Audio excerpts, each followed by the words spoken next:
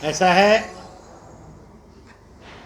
370 temporary और 35 से president के हस्ताक्षर से आई धारा जो देश की एकता और अखंडता के लिए खतरनाक थी, जब प्रधानमंत्री श्री नरेंद्र मोदी, गृह मंत्री श्री अमित शाह और सुरक्षा मंत्री श्री राजनाथ सिंह आदि की तैयारी में से हटाई गई है, उस समय भारत सरकार ने बहुत स्पष्ट कर दिया था। जब हम जम्मू कश्मीर लद्दाख की चर्चा करते हैं तो जो POJK है और एक्साई चीन है वो भारत में है, ये हम मानकर ही चलते हैं। इसमें किसी को दुविधा दुनिया में नहीं होनी चाहिए। इस समय 78,000 वर्ग किलोमीटर पाकिस्तान के कब्जे में, 43,000 वर्ग किलोमीटर चीन के कब्जे में। केवल 1,01,000 हमारे पास है, 1,21,000 जम्मू कश्मीर का उनके पास है। अभी भारत सरकार ने कोरोना महामारी में दूसरी बात भी स्पष्ट कर दी। अब जो तापमान के, जलवायु आदि का बुलेटिन आएंगे उसमें मुजफ्फराबाद, गिलगित बाल्टिस्तान आदि का तापमान और मौसम भी बताया जाएगा। ये कदम उन्होंने आगे बढ़ाया।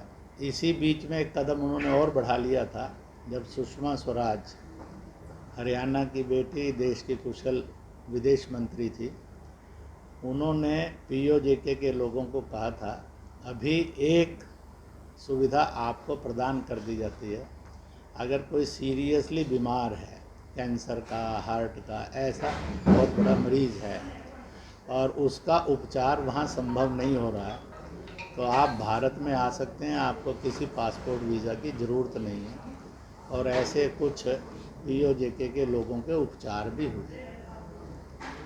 वहाँ के लिए चौथी बात, हम असेंबली में आज भी 24 कुर्सियाँ खाली हैं और परिषद में 6 कुर्सियाँ खाली हैं। इसको कैसे भरा जाए, आइदर बाय इलेक्शन और आइदर बाय सिलेक्शन, इसकी भी चर्चा भारत में चल रही है। चीन ने पाकिस्तान को उकसाकर POJK के अंदर से एक रोड का रास्ता गवादर सी पोर्ट तक दिया है, जो पूरी तरह से असंवैधानिक है और वह अमानवीय भी है और सीमाओं के साथ छेड़छाड़ भी है।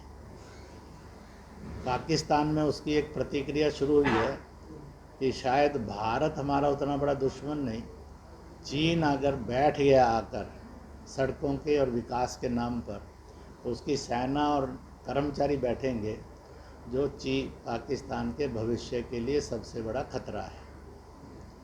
और एक बात और हुई है, पाकिस्तान 4 हिस्सों में टूटने की ओर तेज़ गति से बढ़ा है। एक हिस्सा है पख्तून बलूच का, जहाँ कभी तक्षशिला विश्वविद्यालय होता था और है आज भी उसके अवशेष। दूसरा सिंध का है, सिंधु देश के रूप में, जहाँ हिंगलाज माता 52 शक्तिपीठ में से एक शक्तिपीठ है। तीसरा पंजाबी एरिया है, लाहौर आदि का, जो एक पंजाबी स्थान के रूप में जाना जाता है। और चौथा POJK आदि एक्साई चीन है, जो भारत में मर्ज होना चाहता है। एक 5वां आंदोलन वहाँ पर, जो मुसलमान लाखों में पूंछ और मूछ मरोड़ते हुए सीना तान कर गए थे, हम पाकिस्तान बना रहे हैं, पाकिस्तान ने उनको सम्मान देना तो दूर की बात, सामान्य नागरिकता भी नहीं दी। इसलिए वो विदेशी और शरणार्थी के रूप में वहाँ एक बहुत भयानक ज़िंदगी जी रहे हैं। उन्होंने मुहाजिर के रूप में अपने आप को एकत्रित करके कराची केंद्रित मुहाजिरी लैंड की मांग की है, जो सिंधु देश और उनके बीच का एक कन्फ्लिक्ट है, जिसमें एक दूसरे के लोगों को वो मरते और मारते रहते हैं। तो ऐसे पाकिस्तान की नींव डल गई है कि वह 71 में 2 हिस्सों में टूटा था। तो शेष पाकिस्तान आने वाले 2, 4, 5 वर्षों में, 10 वर्षों में कब आएगा, किस समय आएगा, वह टूटकर बिखर जाएगा। और इसलिए सन 47 से पहले पाकिस्तान नहीं था, भविष्य में शायद पाकिस्तान फिर ना रहे, ये उसकी नियति बन रही है। तो मुझे ये लगता है कि वो समय नज़दीक है जब पाकिस्तान बिखरेगा और POJK जो एक्साई चीन और POJK है, ये फिर से भारत के अंदर ठीक से स्थापित होंगे। यह समय दूर नहीं है। असंभव सा लगता है, संकट काल लगता है, परंतु ऐसा नहीं है कि जो इम्पॉसिबल सा बना हुआ है, कभी ना कभी पॉसिबल होगा।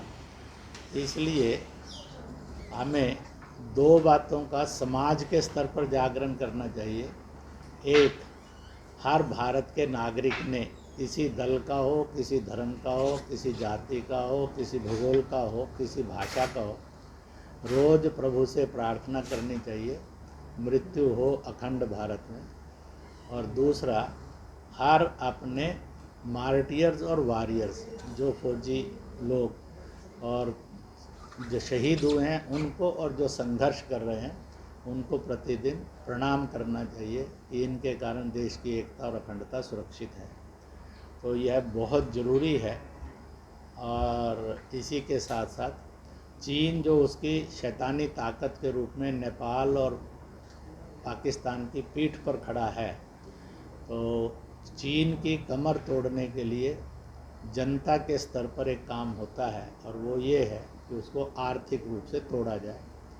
व्यापारियों को कहा जाए चीनी माल बेचे नहीं, ग्राहकों को कहा जाए वो चीनी माल खरीदे नहीं, बल्कि अब लहर ये चलनी चाहिए, भारतीय लोग भारत में भारतीय माल बनाएंगे, हम सब भारतीय माल खरीदेंगे, हम उसी का उपयोग करेंगे और उसकी 19-21 गुणवत्ता के बाद भी उसको गुणवत्ता को बढ़ाएंगे और गुण गाएंगे और दुनिया में उसको बेचेंगे।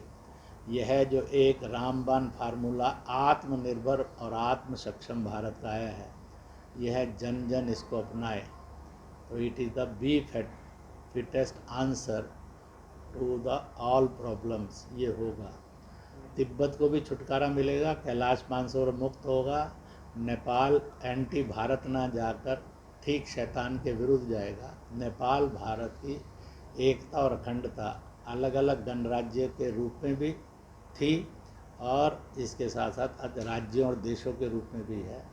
भारत, नेपाल हो, भूटान हो, बांग्लादेश हो, म्यांमार हो, सिलोन हो, मालदीव हो, अफ़गानिस्तान है, इनके लिए शत्रु देश नहीं है बल्कि मित्र देश है।